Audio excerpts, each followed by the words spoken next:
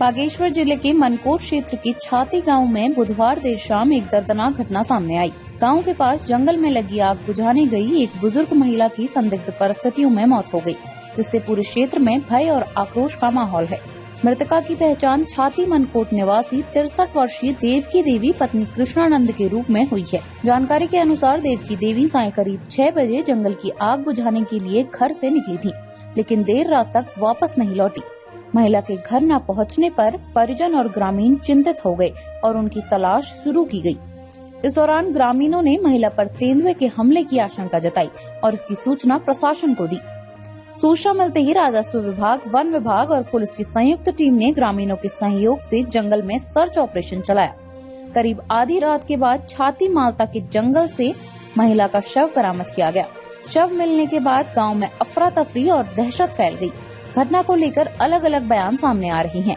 जनप्रतिनिधि दीपक खेतवाल ने दावा किया कि महिला की मौत तेंदुए के हमले से हुई है। उन्होंने कहा कि घर से कुछ दूर ही महिला का टॉर्च, परांदा और पत्थरों पर खून के निशान पाए गए। साथ ही उन लोगों ने शव के पास तेंदुए को भी देखा था, जो ग्रामीणों को देखकर मौके से भाग गया। वहीं ग्रामीण ललित पांडे ने बताया कि तेंदुए की गतिविधि गांव में पहले से ही बनी हुई थी और 2 दिन पहले भी तेंदुआ देखा गया था। उन्होंने कहा कि महिला का शव मिलने पर उसके सिर और शरीर के अन्य हिस्सों पर गंभीर चोटों के निशान थे, जिससे ग्रामीणों में डर का माहौल है और आगे भी जान का खतरा बना हुआ है। दूसरी ओर प्रभागीय वनाधिकारी आदित्य रत्न ने कहा कि मौत के वास्तविक कारणों का पता जांच और पोस्टमार्टम रिपोर्ट के बाद ही चल सकेगा। फिलहाल वन विभाग ने एहतियातन क्षेत्र में निगरानी बढ़ा दी है। ट्रैप कैमरे व फोकस लाइट लगाई जा रही हैं तथा ग्रामीणों को सतर्क रहने की सलाह दी गई है। वन विभाग के अनुसार फिलहाल महिला के मौत के कारणों को लेकर स्थिति स्पष्ट नहीं है, लेकिन घटना ने एक बार फिर ग्रामीण इलाकों में वन्य जीवों की बढ़ती गतिविधियों और सुरक्षा व्यवस्था पर सवाल खड़े कर दिए हैं। बताते चले कि इस घटना के बाद जिला प्रशासन द्वारा सुरक्षा के दृष्टिगत मनकोट, छाती और बसैठ क्षेत्र में संचालित आंगनबाड़ी केंद्रों में 12 जनवरी 2026 तक अवकाश घोषित कर दिया है। बीच में बाघ का जो आतंक है वो आता रहता है। कई दिन बकरियों को भी ले जाता है, क्योंकि ऐसे घटना होगी करके हमको पता नहीं था कि इंसान को भी ले जाएगा, क्योंकि आग लगी थी जंगल में। क्योंकि अपने घास को बचाने के चक्कर में वो महिला का जो था आग को बचाने के लिए वो जंगल में गई, तो उसने सोचा हमारे घास बच जाएगी। उसको पता नहीं था कि बाघ आएगा और ले जाएगा करके। तो बाघ आया तो ले गया, क्योंकि हमको जो सूचना मिली 7, साढ़े 7 के बजे उनके बेटे द्वारा कि हमारे जो माँ है वो ले गया करके, तो पूरे गांव को बताया गया कि ऐसा हुआ करके। फिर मैंने समाज सेवक जो दीपूदा है उनको मैंने कॉल करके बताया कि दादा ऐसी बात हो गई करके। तो वो आए घटनास्थल पर, जो हमने देखा तो ग्राउंड जीरो पर जहाँ पर जो हुआ था, तो हमने पूरा जंगल छान मारा। तो उनके पास जो था एक टॉर्च था, तो टॉर्च के सहारे से जो टॉर्च था वो टॉर्च भी जब बाघ उनको ले गया होगा तो हाथ में ही पकड़ा था टॉर्च। तो जैसे जब जिंदा होंगे तब उनके हाथ में पकड़ा था तो गिर गया टॉर्च, तो उसके सहारे से हमने बाघ को भी देखा और बाघ ऊपर से हमको भी देखा था। क्योंकि जब हमने बाघ को देखा तो बाघ हमारी ओर देखा था, क्योंकि वो हमको भी हमला करने के चक्कर में था। तो देखा तो थोड़ी देर बाद बाघ को हमने जैसे तैसे भगाया, पत्थरों से भगाया। तो फिर हमने खून के छींटे देखे, टॉर्च देखने के बाद खून के छींटे, तो उसी सहारे से हमने माता जी को खोजने में सफलता पाई। उसके बाद फिर हमने वन विभाग की टीम रात को 12 बजे पहुंची। पूरे ग्राम सभा के जो युवा साथी थे हमारे, तो उन्होंने पूरा खोजबीन करके फिर जो हमारे वन विभाग की टीम थी वो बाद में लास्ट में पहुंची। फिर उसके बाद उनका कहने का अर्थ यह था कि ये बाघ द्वारा हमला नहीं हो रखा है, कुछ घटना हो रखी है इसके साथ। क्योंकि अभी मैं बॉडी देख के आया हूँ, बिल्कुल दांत से फाड़ रखा है, सर में इतने बड़े दांत हैं। और वन विभाग का जो ये कहना है, इसको कृपया ये भ्रामक प्रचार न करें, ताकि हमारे लोग आक्रोशित न हों। हमारे लोग आक्रोशित होंगे, ये अच्छी बात नहीं होती। हम बहुत शांतिप्रिय ढंग से इस काम को कर रहे हैं कि किसी की माँ मरी है भाई, आप कह रहे हैं कि गिर के मरी है, जो सुनने में आ रहा, और आप ऐसा भ्रामक न। मैं खुद बॉडी देख के आया हूँ, मेरे पास अभी वीडियो भी शेयर करूंगा। उनके सर में दांतों से यहाँ फाड़ रखा है, दांतों से। क्योंकि घटनास्थल से 2 किलोमीटर नीचे जो वृद्ध महिला थी तो वो गई थी, तो उसका कारण ये था कि बाघ ले गया, क्योंकि वृद्ध महिला इतनी दूर तो जा नहीं सकती है। उसका मेन कारण यह था कि बाघ उसको ले गया। जो वन विभाग की टीम द्वारा बताया गया, क्या कहते हैं, वो बाघ ने नहीं और खुद की घटना से हो रखा है। तो ये बाघ कई दिनों से हमारे क्षेत्र में आवाज भी निकालता है और कई बकरियों को भी ले जाता है। तो आज पहली घटना ऐसे हुई कि इंसान को निवाला बनाया गया, क्योंकि आने वाले जो हमारे बच्चों और महिलाएं हैं जो हमारे घास लेने जाते हैं तो उनके लिए भी खतरा है। तो मैं वन विभाग से ये उम्मीद करता हूँ तो क्या कहते हैं उसकी सुविधाएं दें और क्या कहते हैं आने वाला जो समय है जो उसके लिए खतरा ना हो। आए दिन कम से कम 500 सुअर है उस एरिया में, उस झाड़ी में, और झाड़ियाँ इतनी हो गई, झाड़ी काटने के लिए कोई बजट नहीं है, सरकार की कोई योजना नहीं है। मनरेगा में काम करे तो मनरेगा में काम करने कहाँ जाएगा मजदूर, उन झाड़ियों में अंदर कैसे काम करेगा। दिन में बाग मजदूरी मेहनत करते हैं, उसको भी स्कूल के बच्चों के लिए बहुत, स्कूल के बच्चे सुबह शाम स्कूल जा रहे हैं, स्कूल जाते हैं तो उनको घर से छोड़ना पड़ रहा है, फिर लेने को जाना पड़ रहा है। और दिन में ही इस तरह की घटनाएं होंगी। स्कूल गांव से स्कूल की दूरी 2-2.5 किलोमीटर पैदल जा रहे हैं बच्चे, छोटे छोटे बच्चे हैं। और ये घटनाएं आए दिन अगर होती रहेंगी तो उग्र आंदोलन के लिए हम लोगों को मजबूर होना पड़ेगा। हम शासन प्रशासन से मांग करते हैं कि कृपया इसका समाधान तुरंत किया जाए और आइंदा इस टाइप की घटनाएं गांव के अंदर नहीं होनी चाहिए।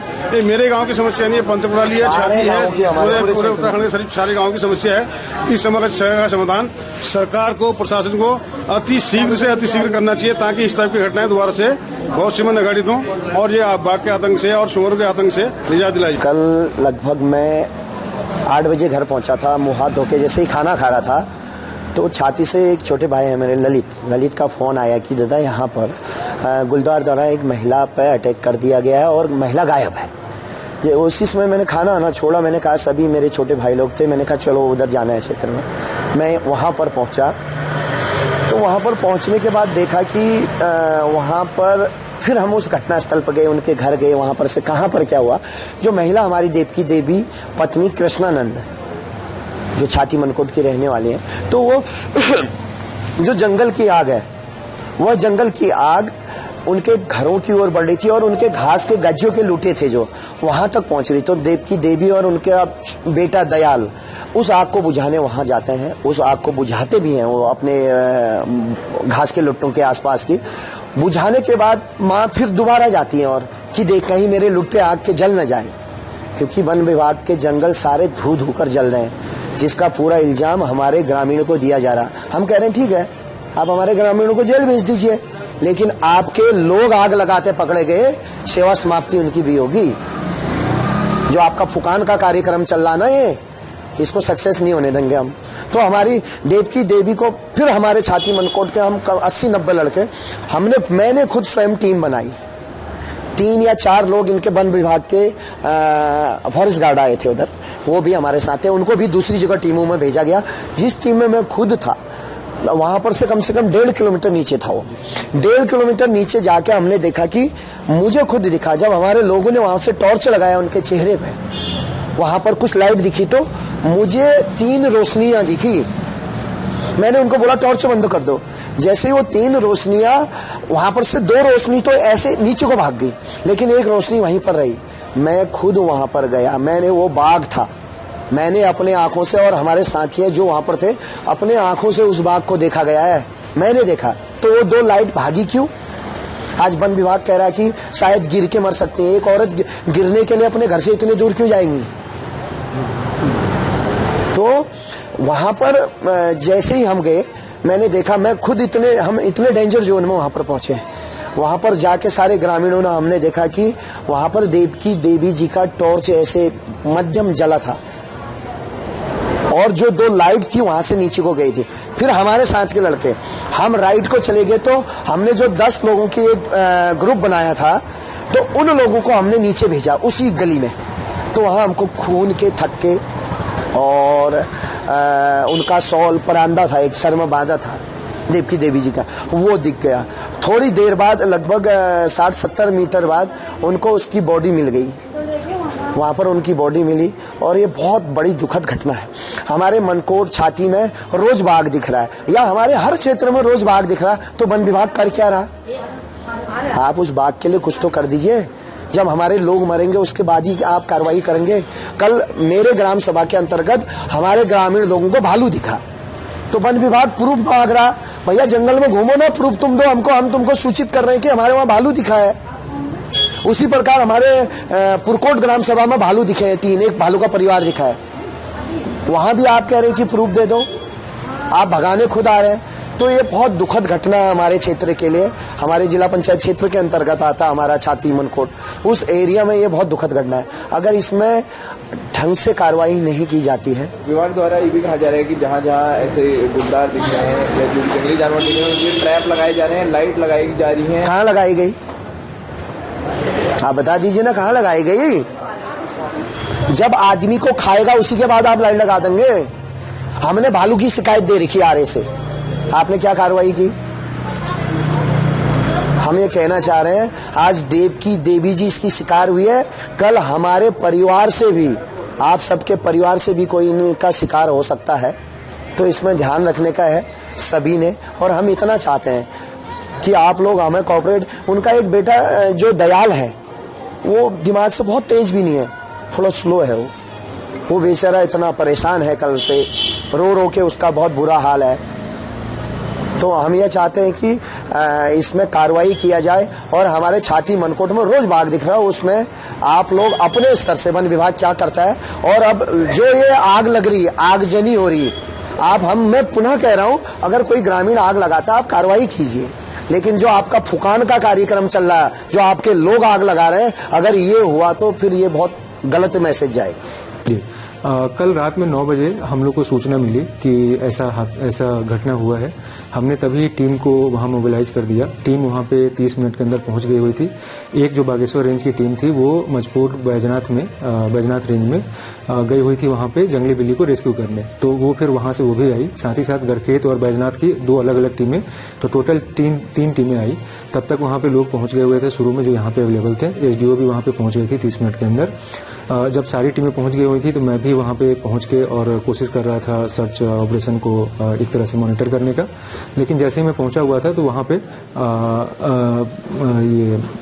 आपका बॉडी तभी मिल गया हुआ था, वो सूचना आ गई थी।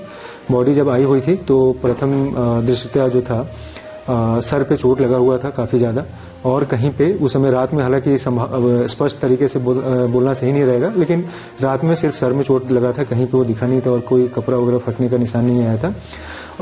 तो इसीलिए जब संभव नहीं था तो वही ग्रामीणों को भी बताया गया, धन्यवाद करते हुए सर्च ऑपरेशन में हेल्प करने का, कि एक बार पीएम रिपोर्ट को आने देते हैं, उसमें जिस हिसाब से होगा उससे आगे प्रक्रिया की जाएगी। यूजुअली जो जंगली जानवर होता है, लेपर्ड होता है, वो गर्दन पे वार करता है और शरीर का कोई न कोई पार्ट छत विचत कर देता है, कपड़ा उपड़ा घसीटता है तो फट जाता है। अब ये इसकी पुष्टि एक बार पीएम रिपोर्ट जब आ जाएगी तो तभी हो पाएगी। सीएमओ साहब से जो इनिशियल वार्ता हुई है उसमें उन्होंने ऐसा अनुमान लगाया है, तो उनकी एक पैनल बनी हुई है पोस्टमार्टम की, उनकी रिपोर्ट अभी आनी बाकी है। शायद शाम तक या जितनी जब भी आ जाए, उसके बाद हम लोग एक जो और प्रक्रिया बची रह जाएगी कि इनके 2 पुत्र हैं, तो ये लोग अपना अप्लाई करेंगे और उसमें एक कौन उत्तराधिकारी है और एक एनओसी जो सर्टिफिकेट देना होता है कि हम दोनों को अपना आपस में करके देख लेंगे।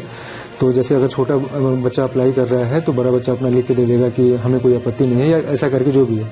तो जैसे ही हमें जब मिल जाता है तो फिर उसी समय तत्काल तरीके से हम पैसा पेमेंट कर देंगे। तो हम लोग बस पीएम का रिपोर्ट और इसका वेट कर रहे हैं। इसकी सूचना ऑलरेडी दी जा चुकी है परिजनों को। आई होप कि जल्दी से सब चीज हो जाए।